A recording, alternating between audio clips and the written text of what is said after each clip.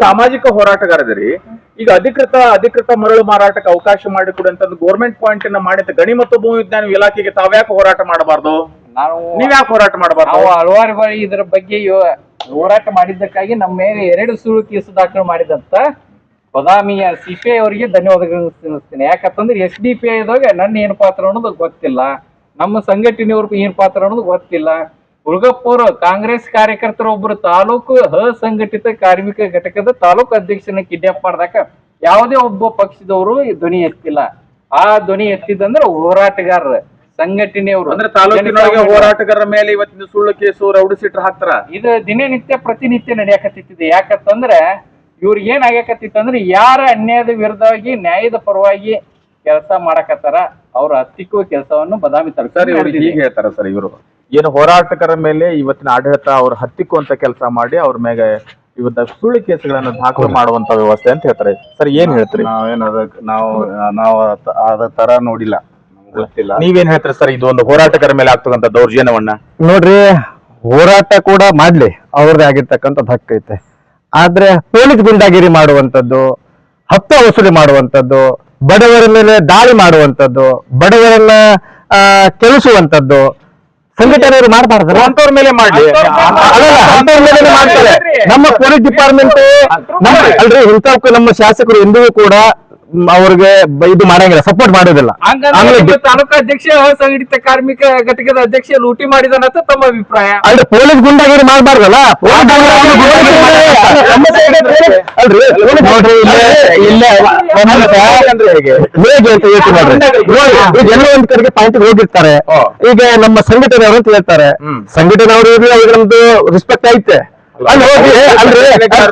ಕಾನೂನಾತ್ಮಕ ನೀವು ಮರಳು ಮಾರಾಟ ಮಾಡಕ್ಕೆ ಷರತ್ತನ್ವಯವಾಗಿ ಇವತ್ತಿನ ದಿವಸ ಯಾವೊಂದು ಸರ್ಕಾರದ ಅನುಮೋದನೆಯನ್ನು ಪಡ್ಕೊಂಡು ಈ ಒಂದು ಕ್ರಮಾಂಕನ ತೂಕದ ವೇಬ್ರೇಜಿನ ಮುಖಾಂತರ ನೀವು ಪಾಸ್ಗಳನ್ನು ಪಡೆದು ನೀವು ಸರಿಯಾದ ರೀತಿಯಿಂದ ಪರಿಸರವನ್ನು ಸಂರಕ್ಷಣೆ ಮಾಡಿ ಮಾರಾಟ ಮಾಡಿ ಅಂತ ಹೋರಾಟ ಮಾಡ್ತಾರೆ. ಮಾಡ್ಲಿ, ಅದು ಗುಂಡಗಿರಲ್ಲ, ನಾನು ಹೇಳ್ತಾ ಇದ್ರು ಅದನ್ನ ಮಾಡ್ಲಿ, ಅವ್ರಿಗೆ ಹಕ್ಕಿದೆ.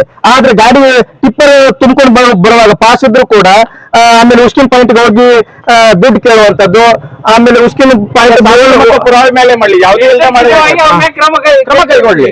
ಅವ್ರು ಪೊಲೀಸರಿಗೆ ದೂರ್ ಕೊಡ್ಲಿ, ಅವರು DMG ಅವರಿಗೆ ಹೇಳಿ, ಶಾಸಕರಿಗೆ ಹೇಳಿ, ಅಥವಾ ಅವರ ಸಂಬಂಧಪಟ್ಟ ಅಧಿಕಾರಿಗಳು ಕಳೆದ ವಾಹಿನಿಯ ಸುದ್ದಿ ಒಳಗ ಗೋಷ್ಠಿ ಆಗಿತ್ತು, ತಾವು ಕೂಡ ಅದನ್ನ ಗಮನಿಸಿರ್ಬೋದು. ಇವ್ರು ಈಗ ತಾನೇ ಹೇಳಿದ್ರು, ಅವ್ರ ಪಕ್ಷದ ಒಬ್ರು ಮುಖಂಡರು ಅವ್ರ ಮೇಲೆ ಕೇಸ್ ಮಾಡಿದ್ರು ಅಂತಂದು. ಗುಂಡಾಗಿರಿ ಮಾಡಿದವ್ರು ಯಾವ ಪಕ್ಷದವರು?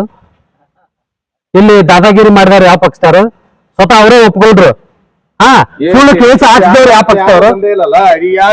ಇಲ್ಲೇ ಗುಂಡಾಗಿರಿ ಅಸಂಘಟಿತ ನಾಯಕರಾಗಿರ್ತಕ್ಕಂಥ ಕಾಂಗ್ರೆಸ್ ಮುಖಂಡನ ಮೇಲೇನೆ ದಾಖಲೆ ಆಗಿರ್ತಕ್ಕಂಥ ಕೇಸ್ಗಳು ಮಾಡಿದವ್ರು ಯಾರು? ಈಗ ಹೇಳಿದ್ರು ಗುಂಡಾಗಿರಿ ಮಾಡಿದವ್ರು ಯಾರು? ಗುಂಡಾಗಿರಿ ಮಾಡಿದವ್ರು ಯಾರು? ನೋಡ್ರಿ, ನಮ್ಮ ಕಾಂಗ್ರೆಸ್ ಕಾರ್ಯಕರ್ತರಿರ್ಲಿ, JDS ಇರ್ಲಿ, BJP ಇರ್ಲಿ, ನಮ್ಮಲ್ಲಿ ಏನು ಇಲ್ಲಿಗಲ್ ಆಕ್ಟಿವಿಟಿ ಮಾಡ್ತಾರೆ ನಮ್ಮ ಕಾರ್ಯಕರ್ತರು.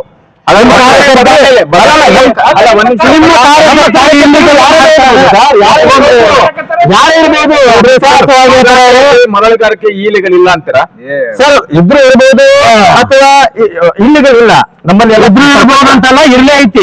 ನಾವು ಕೂಡ ಲೋಕಾಯುಕ್ತರು ಲೋಕಾಯುಕ್ತರು ಅವ್ರ ಕೆಲಸ ಅವ್ರು ಮಾಡ್ತಾ ಇದಾರೆ. ಬಂದ್ ಯಾಕಿದೆ? ಈಗ ಯಾಕೆ ಬಂದಿದೆ?